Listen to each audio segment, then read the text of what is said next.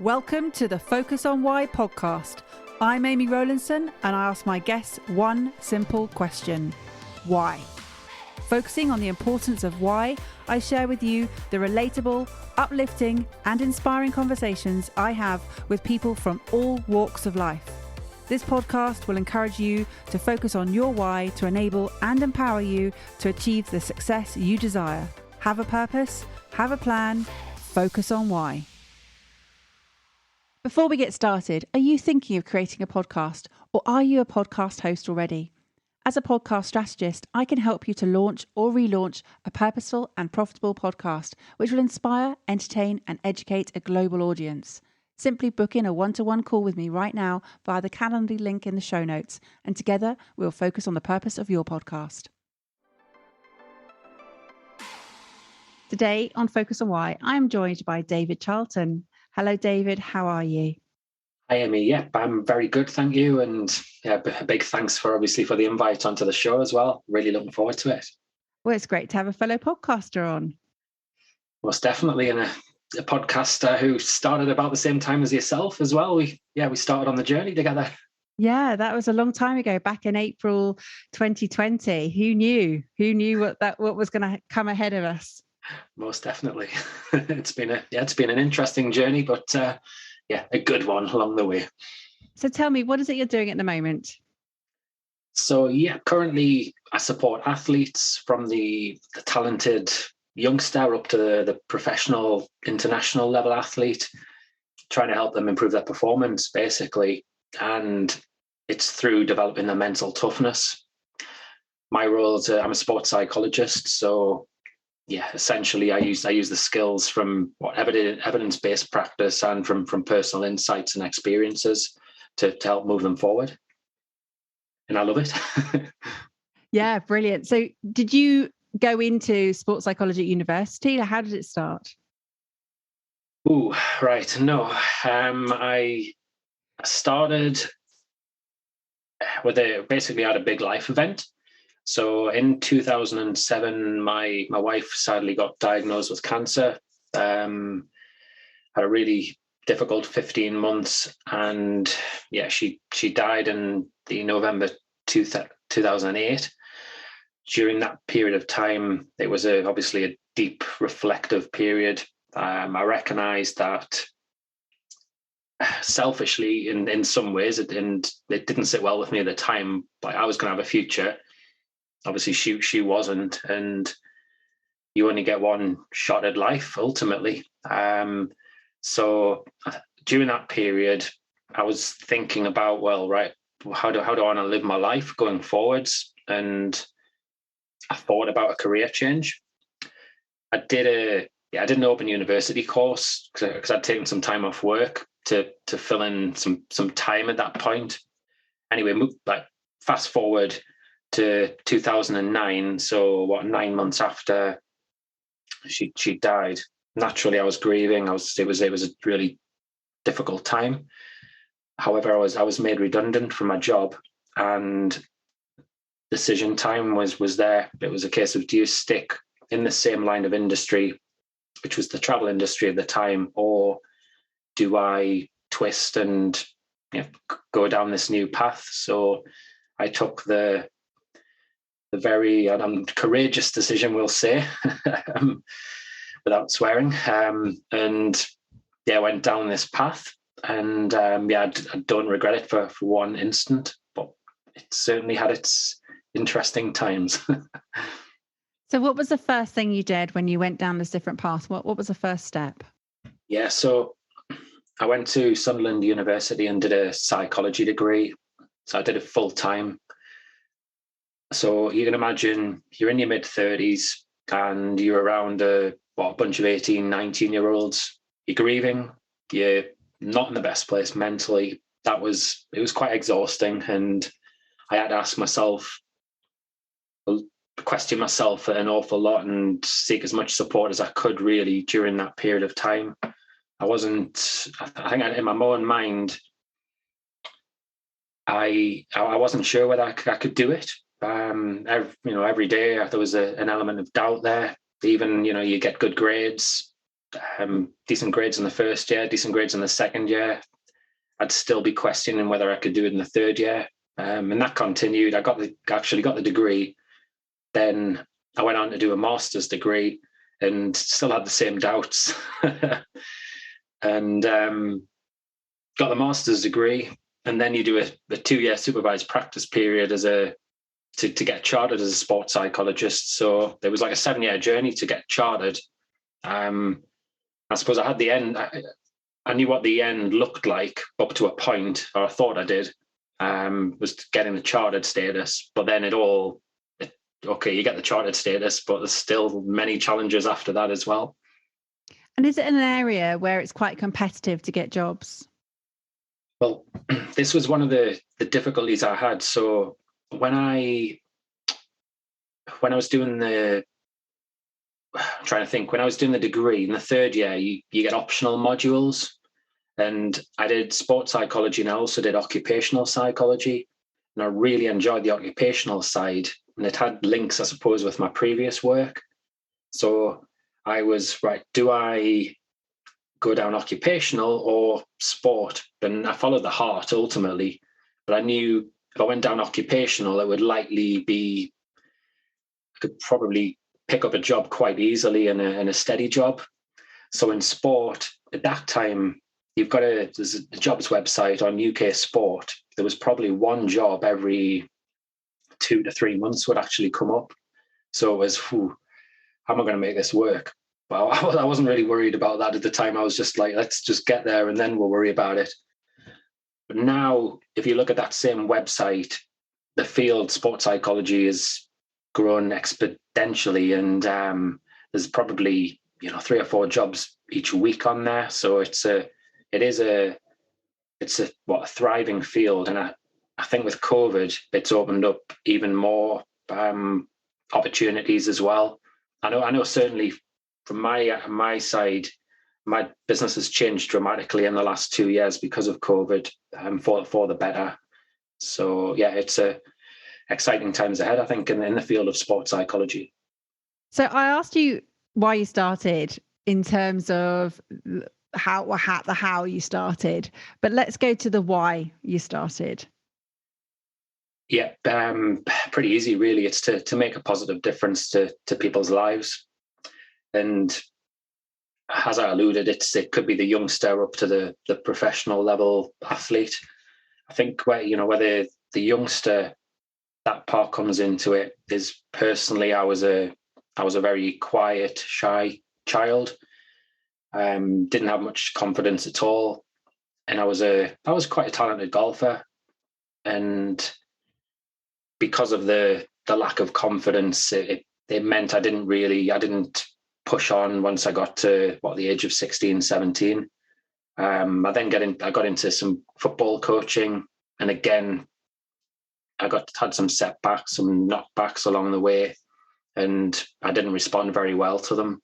So that's sort of how it shaped. So essentially, I'm really trying to help people reach their potential, and that could be through individual work, could be through group workshops, producing content, through my podcast. That makes a big difference. If one podcast changes one person's life, then happy days. And I've been blogging now weekly for about 3 to 4 years. So again, the blogs make a big difference. So tell me about the podcast, because we both reached into that medium to explore how we can affect change and make a difference in the world. What was your intention specifically with the podcast medium? So I think when you go into it, you are a little bit naive, I suppose. I did my research, or I thought I did.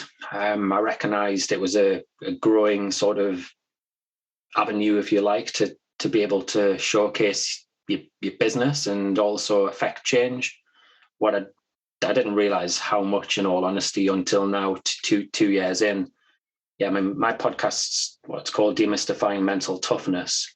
So, when people think of the words mental toughness, they often think you've got to grind things out and you've got to be very committed and serious, and if there's difficulties, just get your head down. And I wanted to change the people's thoughts around that. It's not about that. Self-care is an important factor.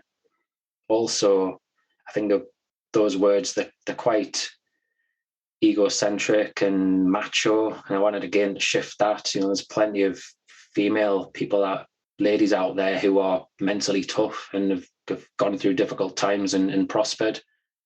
So yeah, I just wanted to ultimately to help people in that way and educate them properly and get away from the fake news scenario. And talented in golf, did you ever pursue it or did you let it go? I still play now, and the funny thing is here, when I was younger, I probably played 6-7 days a week, and I would practice till my hands bled. Basically, I was desperate to do well, and now I play once a week, maybe sometimes once a fortnight, and actually play to a better level now than I did then. And again, I think that there's that link with mental toughness, and in some respects, it's great to be committed and have that desire to do what you want to do. However, there's got to be a balance there, and ultimately I put far too much pressure on myself. And then the fact that I did work so hard, it made me tense up, like physically. So, and then mentally, I suppose the glass of water, if you like, if people were to paint a picture of a glass of water and that being your thoughts, my glass was, well, right to the very top and overflowing most of the time, because I was giving it so much and trying so hard, thinking about it so much. And it's a pattern. I see that every day in my work. So I've got, quite a few tools now to be able to help people just to calm down a little bit and take their time and then look after themselves a bit better and trust themselves ultimately. So the stick or twist moment that you had of whether to stay in travel and work in that industry or to twist and take the punt, did it pay off? Yeah, and as I say, I love what I do. It certainly has been no straight, easy curve. It's been very, very difficult. As I say, I got the bit of paper and thought, yeah, great. But nobody prepares you for actually getting the bit of paper.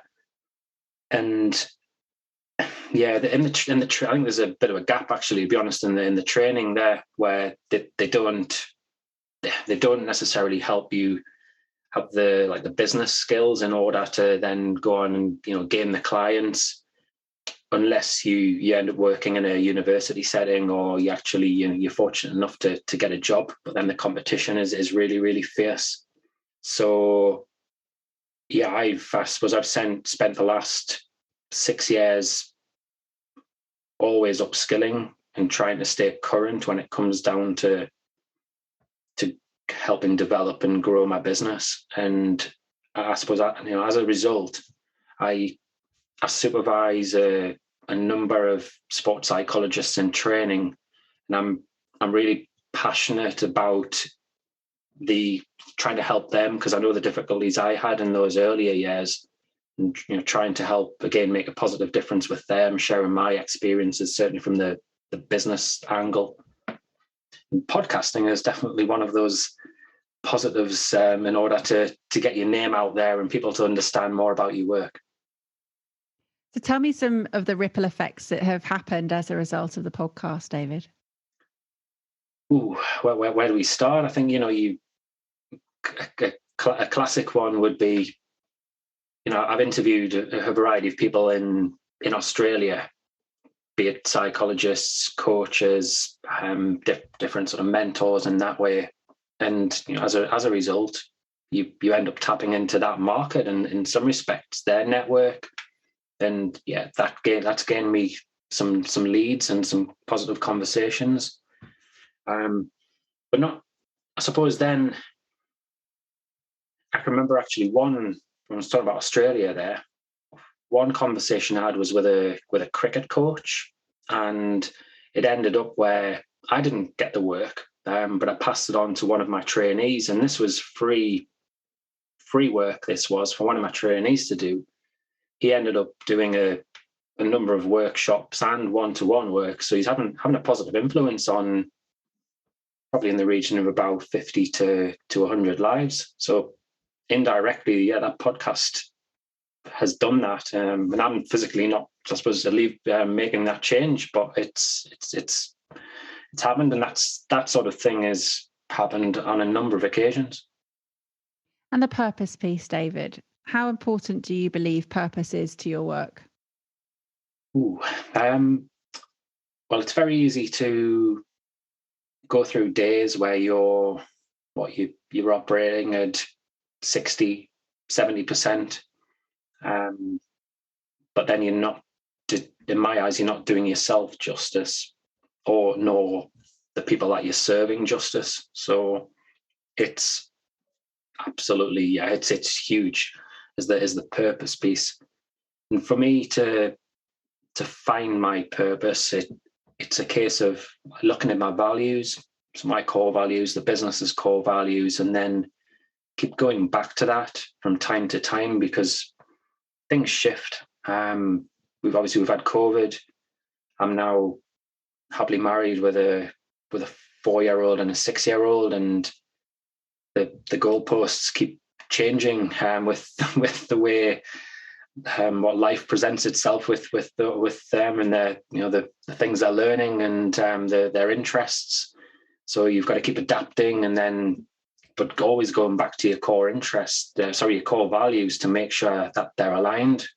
And yeah, let's be honest, you are going to have periods where you are a little bit out of sync, but recognizing that and then making a few changes is the important part to, again, make that positive difference to other people and essentially be happy in yourself as well. And share with us your core values. Yeah, so I've got 5 written down here.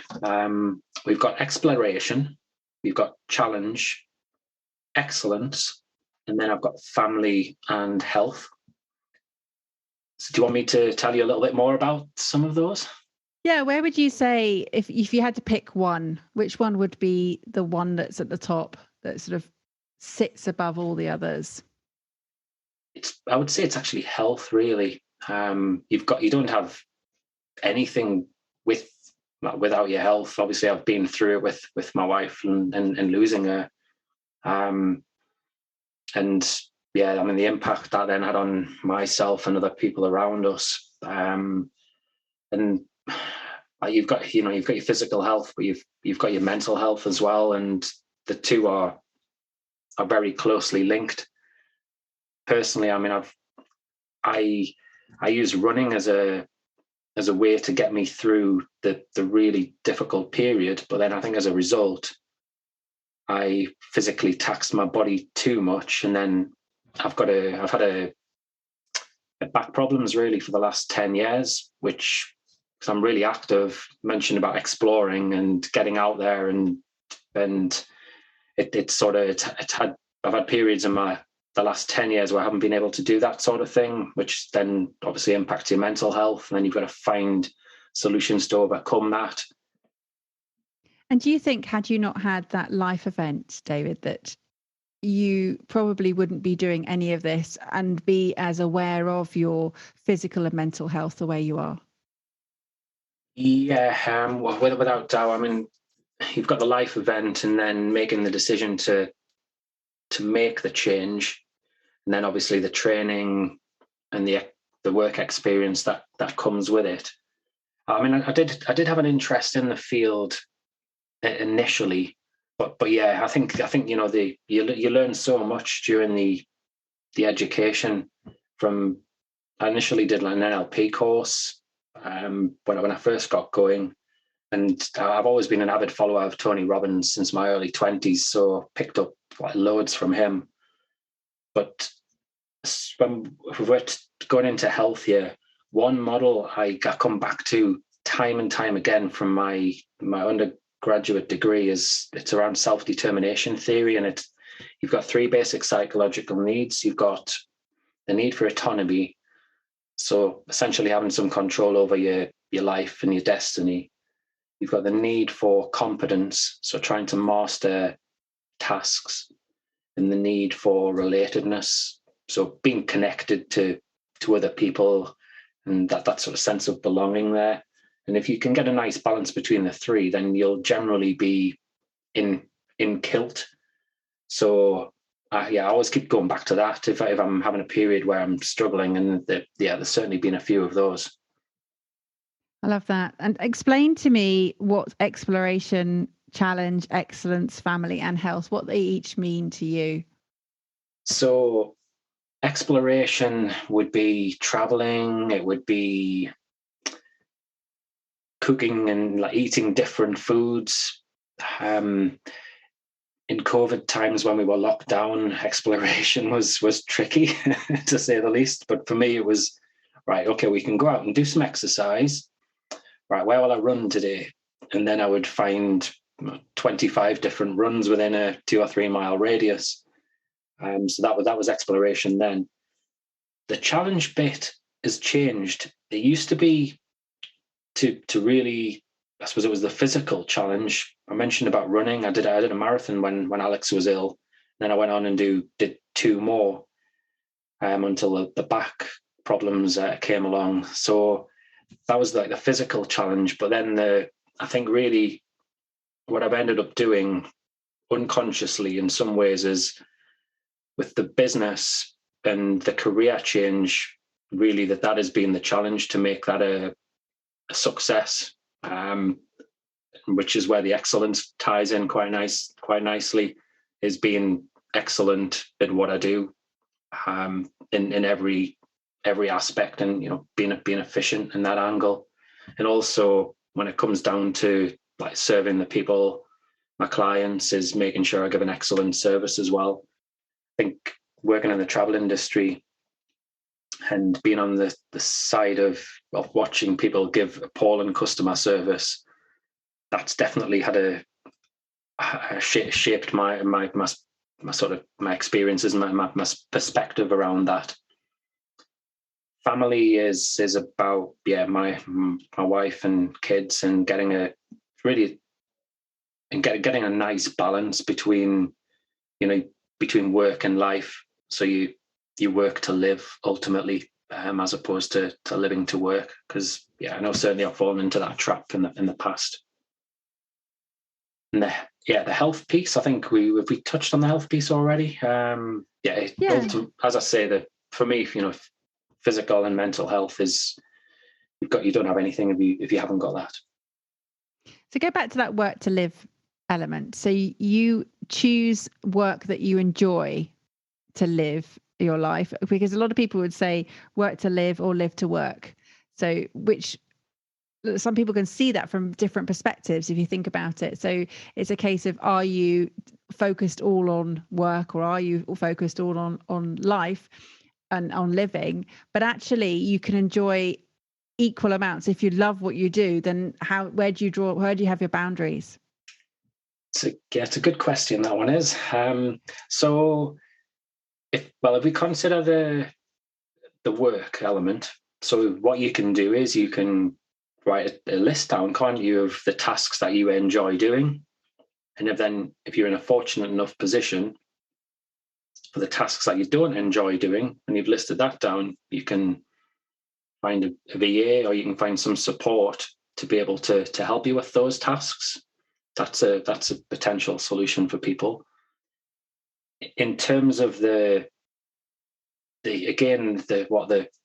working to live part, I've just recently decided to cut my hours down to a 4-day week, so I can get a better balance, because things have been a little bit out of kilt recently. So you can shape it. You can really essentially try and control your destiny, if you like, and get a handle on things. You can, I suppose, from hindsight, there's going to be times where you may need to work harder during specific periods of time, and then ease off at different times. So having a degree of flexibility there, or building that into the way you do work, I think is is important and can be very helpful for people. But then if you're not if you're not employed, if you are employed by a company, it might be more difficult for you. So you possibly wouldn't have a clue where I'm coming from. So let's look at the types of people you work with, David. You said from sort of youngest ages through to professional level. Now, your children must fit into that youngest categories, the 4 and 6 at the moment, maybe a little bit younger. But are they showing an interest in sport? Are they going to be a future champion, do you think? Well, put it this way, I'm not parenting like what Serena Williams' dad did, or Tiger Woods' dad. They weren't chipping golf balls into a washing machine at 18 months.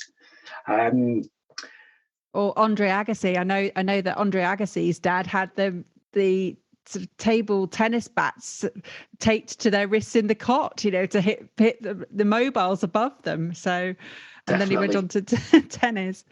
Yeah, no, I'm far from parenting like that. So yeah, I mean, the kids see me. I talk about sport. I watch sport. I partake in sport, and I'm pretty fit with the activities I do. So I suppose I'm a role model in that sense in what I do, but I certainly don't tell them, right, they must do that. I'll give them opportunities to try different things. I suppose our only non-negotiable at the moment, rightly or wrongly, is swimming, just because we think you need to be able to swim. Some parents would disagree, but yeah, that's the way we're doing it.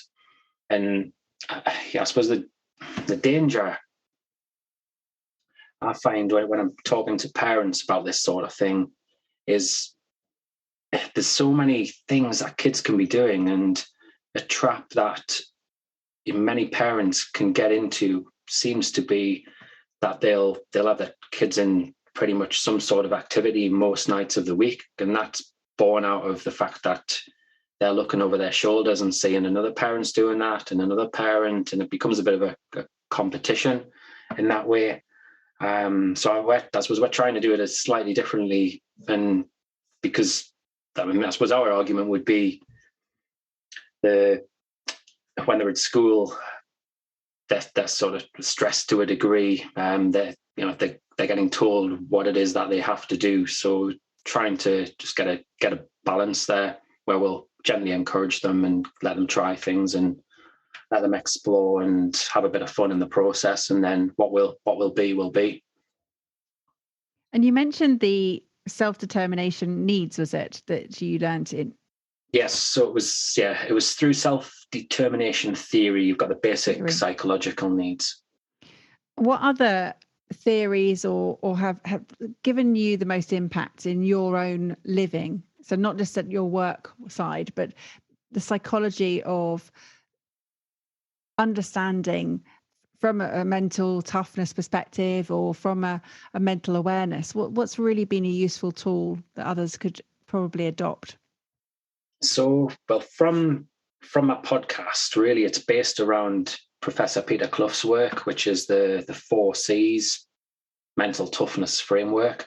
So in there, you've got commitment, you've got control, you've got challenge, and you have got confidence.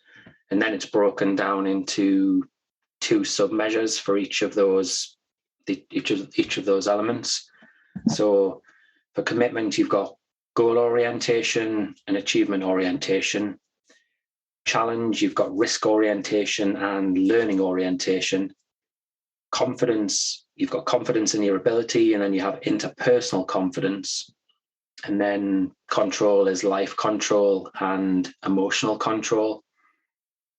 I like it. It's quite a simple model, and you can do a psychometric where you can measure where you are on that scale. And people will naturally think if you're more mentally tough, then you're going to perform better, or you're going to be. There's research to say that your well-being is going to be. You're going to have a better attitude, I suppose, a more positive attitude, so your well-being is going to be enhanced. However, what I've learned from my work, you could be off the Richter scale 10 out of 10 for your mental toughness. But if you have absolutely no self-awareness, you'll probably burn yourself out. You'll commit to too much. You'll upset people because you'll be overconfident and potentially quite arrogant with it. People will not be able to read you because you're so in control of your emotions. So you need self-awareness to help yourself. But then the flip side is, if you're not fully mentally tough, so if you're mentally sensitive, so I'll get that one in as well. Another myth is people would assume mental weakness, which I hate that term. Mental sensitive is at the other scale. And the mentally sensitive person, again, if they're self-aware and they recognize that they maybe set the wrong goals or they're not quite confident in specific areas, then they can make some changes and they can adapt their life around that. And there's lots of mentally sensitive people out there who are quite creative and can bring an awful lot to a workplace or if they're in a small business. So how much, David, is the percentage? Is there a kind of a number that you can give me? Probably not. But if you're measuring performance, is there a physical versus mental spectrum? So certainly from the research that they've done in business, health, education, sport, they say that there's mental toughness has basically got a 25% variation in performance, which I can see, because I'll give you an example. A problem that I come across with probably 99% of my clients would be, if you start getting into goal setting, what are your goals? And instantly they'll be extrinsic and outcome based.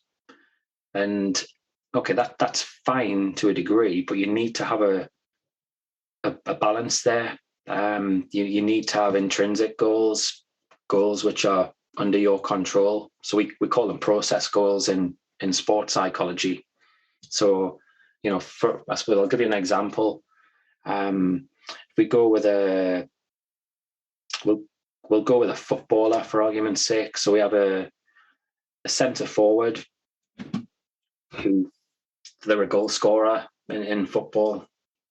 If I was to ask them, what their goals are for the season ahead, they would maybe say, I want to score 30 goals. If I was to break it down and say, well, what are your goals for this next match? I want the team to win. I want to score 2 goals. And so they're external, extrinsic factors. So if I'm shifting it to intrinsic goals, I would be, well, right, you as a centre forward, what do you do with your best? And they would likely tell me, well, I demand the ball, I open my mouth and communicate, or I move into the right spaces, I've got lots of energy. So process goals there, intrinsic goals are, well, right, you need to open your mouth, and we'll get you to rate yourself on a 1 to 10 as to how well you have demanded the ball and opened your mouth. We'll rate you on a scale of 1 to 10 during that match for your movement and getting into spaces so you can receive the ball. And it's really quite simple in some ways, because if they do them 2 things, they're going to create more opportunities for themselves and their team, and it's happy days. But that's just a simple way, I suppose, of describing it. So when you're working with athletes, especially in a team environment, you may be working with an individual, but unless, I guess, that the alignment of the other team members are understanding what you're doing, is it as effective if it's just the individual? So what you would do is you would look at their expectation levels and get them to try and place themselves in the shoes of their teammates, in the shoes of the opposition, the shoes of the coaching staff, and help them understand their ways of thinking, why they behave the way they do. In lots of sports, I think with the emotion involved in sport, there's a lot of criticism, and being able to handle criticism is vital. Otherwise, you're not going to prosper. And I mean, the higher up you go into professional sport, it's there more and more. Being able to mention about interpersonal confidence, being able to really stand up for yourself and back yourself is massively important. I would say if you don't have that and you're going into a professional sport environment, then unfortunately you're not going to make it. And the clubs in general, I don't feel actually give them adequate support to be able to develop those interpersonal qualities.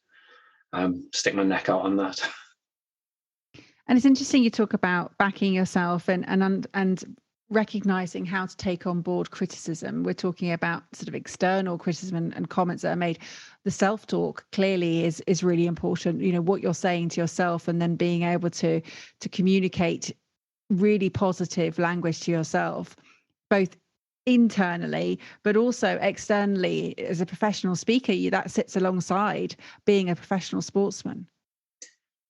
Yeah, it's actually quite interesting what you said there as well about positive self-talk. So I think what you'll generally find in most fields, whether you're a sportsman, a business person, someone who's striving for excellence, more than likely does have a large inner critic there, and that can be a good thing. It can drive them on to reflect on their work, to then motivate them the next day to get better. However, positive self-talk in the face of criticism is a useful thing. But I suppose what I've learned from my work, having a degree of emotional flexibility also is really important. So if I was looking at a specific situation where someone's being criticized, I would turn around into the positive. Well, right, what are you going to say to yourself, or what would your role model say in this specific situation? But I would also look at it from a mindful angle. So if you were being present moment focused, what would you say to yourself? Because often people will get stuck. They'll be in the past. They'll be dwelling on that criticism, and then they'll flip forward to the future where they'll be overwhelmed and be worried about what's going to happen in 30 minutes time or the next time they perform.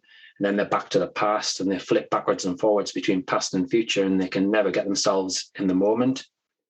And then thirdly, if we're talking about emotional flexibility, and a great bit of work, there's a lady called Kristen Neff, based in the States. She does stuff around self-compassionate focused therapy.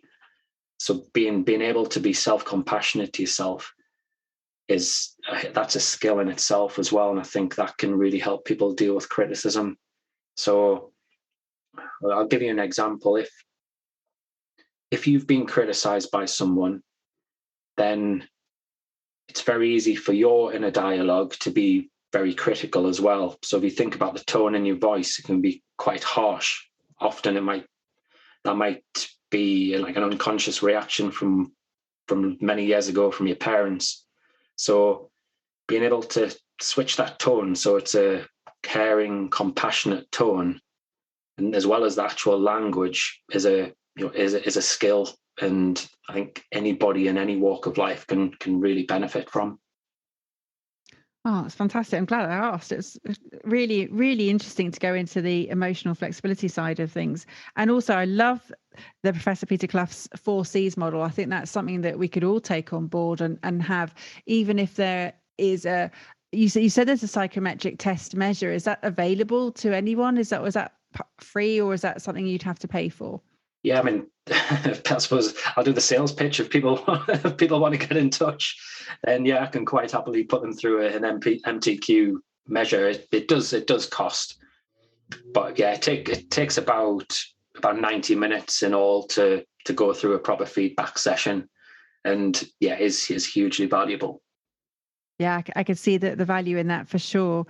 David, it's been a pleasure exploring your why, and I didn't say it at the time, but I was really sad to hear about your first wife passing away. That must have been horrendous. And yeah, it's a difficult moment, but as I can see, it's been a case of you evolving into a new area in life, and there will be so many people who have now benefited from your work. So this is what happens with the purpose piece. It does tend to happen as a result of a catalyst or a life event that really does sort of shake us to the core and changes our course of direction. So thank you for sharing your why today. Thank you. You've just given me some goosebumps.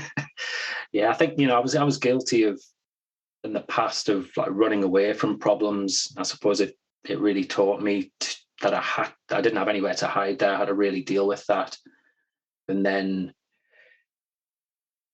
we talk about controlling the controllables in sports psychology, and that was the big, I suppose, if there's a takeaway from this conversation, that is it, is try and look at what it is that's under your control, what is out of your control, and then make sure you focus all your attention and energy on what you can control, and you might be able to make it happen.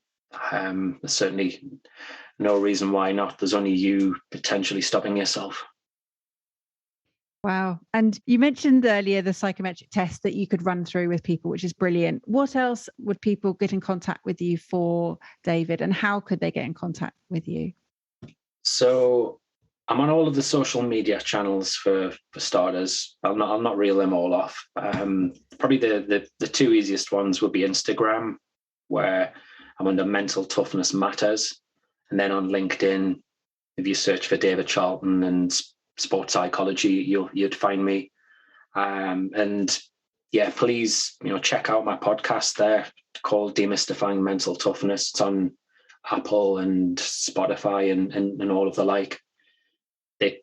It is, I suppose, it is a largely sporting podcast, but there are overlaps into business as well on occasions too. So yeah, as I say, I really appreciate you letting me come on to your fantastic podcast, Amy. I've really thoroughly enjoyed it. That's been a fabulous conversation, and absolutely, please go and check out Demystifying Mental Toughness and connect with David on LinkedIn and Instagram for sure. I'll put all of the links into the show notes so that people can find those easily. David, once again, thank you. And goosebumps are a good thing. They serve us well. I've been talking about goosebumps on many episodes recently, so it doesn't surprise me at all that it comes up again when we're talking about purpose. So have you got some final words for us, David? Final words? Yeah, you do only have one shot at life, so let's embrace it, put some energy, some enthusiasm into it, and yeah, go for it.